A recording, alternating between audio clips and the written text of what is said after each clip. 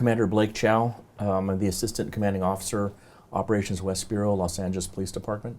I was a young police officer. I was assigned to Central Division, and in August of 1992, I had a little, just shy of about 2 years on. So I was a very young police officer, and as a police officer, everybody, I think, comes on with the ideal that they want to help people. They want to represent the communities and the people in the community that can't represent themselves.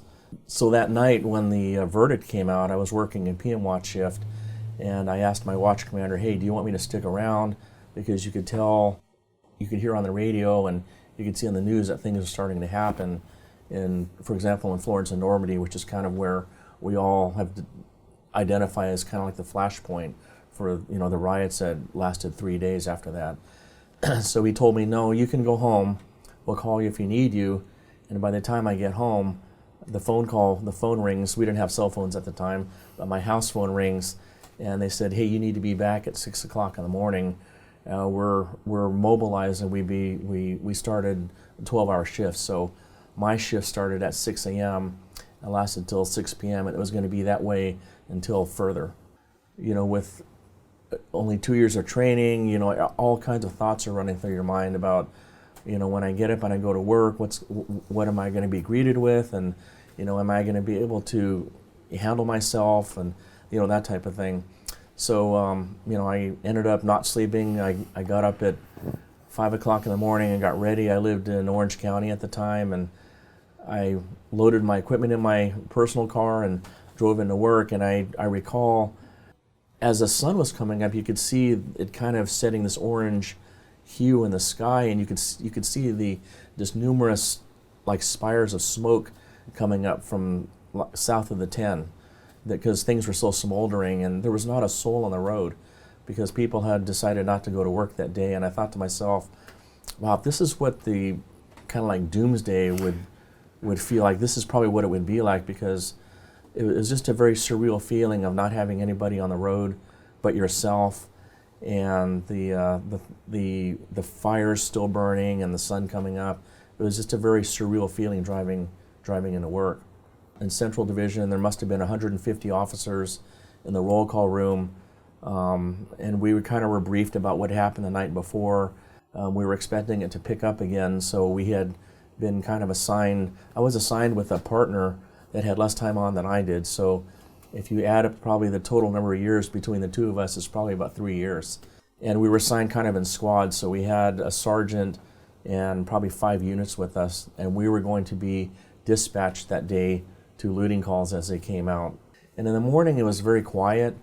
There were a few looting calls here and there. We ended up detaining some people and transporting them over to jail division, and we were really moving around kind of as a group of 10 officers.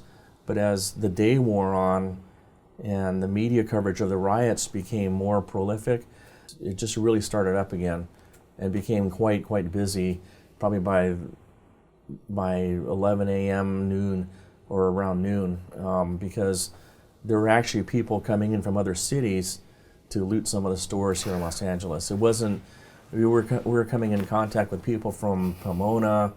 We were stretched so thin, and there were so many people out there. There was this feeling of kind of like helplessness that kind of went through you, and all we were really doing is trying to respond to locations and stop people from looting the stores. One particular location at Washington and Central, going there, and there was an appliance store down there, and the windows had been smashed, and there were hundreds of people. People were passing televisions and radios and all kinds of things out the window. People were putting stuff on top of cars and driving off. That was what was happening in this whole area, just in this area, the downtown area, and spreading into Koreatown. There was just thousands of people that were looting the stores for anything they could get their hands on.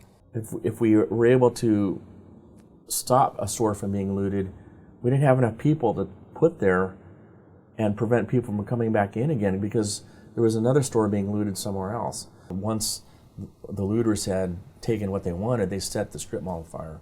So a lot of the time during that day was also spent making sure the fire department wasn't attacked by some of the looters because, you know, there was just a lot of people on the street and a lot of things going on. There was a lot of hostility towards the police department because of what had happened with the Rodney King incident. So not only were we responding and try to disperse some of the looters, but we were having a lot of things thrown at us.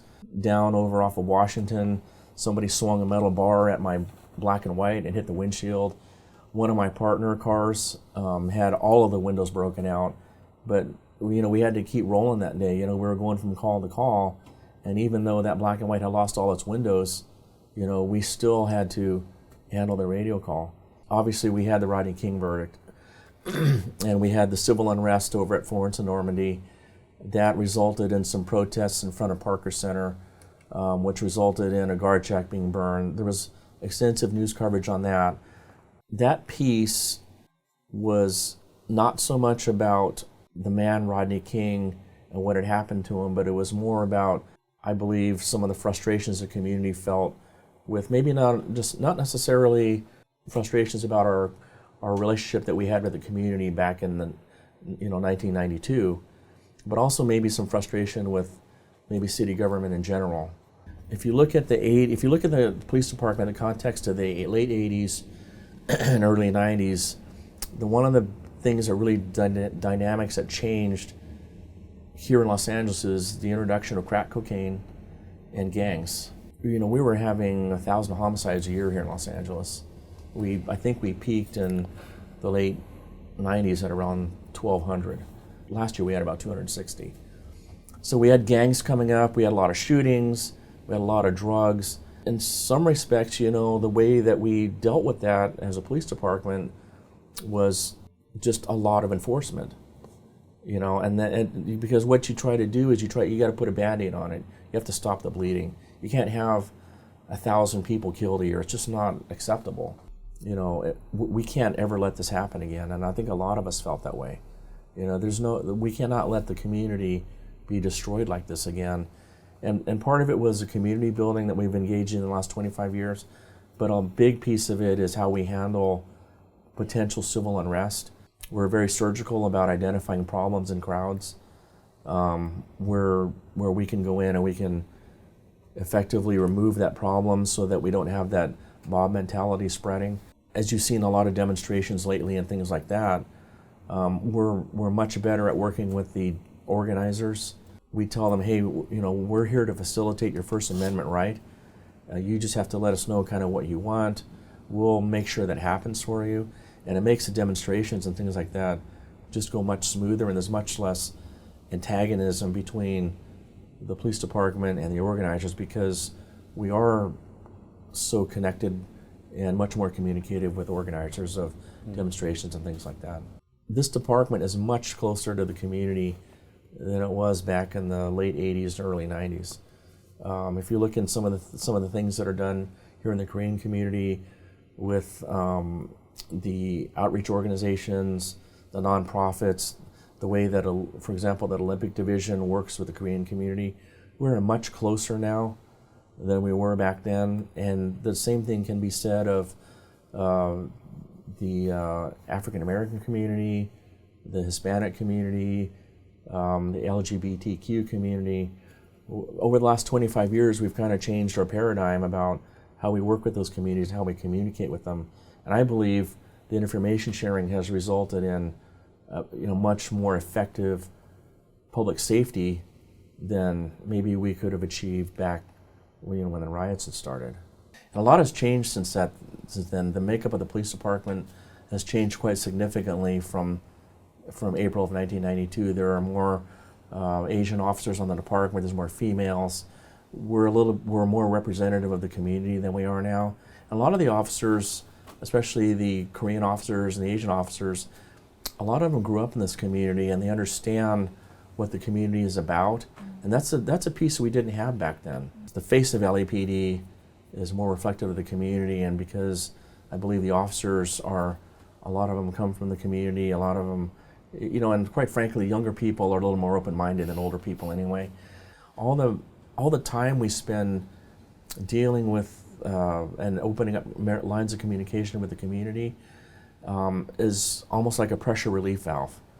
In 1992, you had a pressure cooker, and finally it boiled over and it exploded.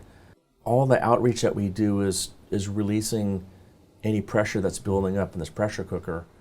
And that's why I believe that I don't ever want to say it can't happen again, but I believe that the environment that we're in, that the chances of something like that happening are very, very, very, very small. And if something did happen from a tactical perspective, well, the leadership of the department knows how to handle those types of situations and kind of put the little fires out, so to speak, before they spread and become bigger. My name is Blake Chow, and this is my SaIGu story.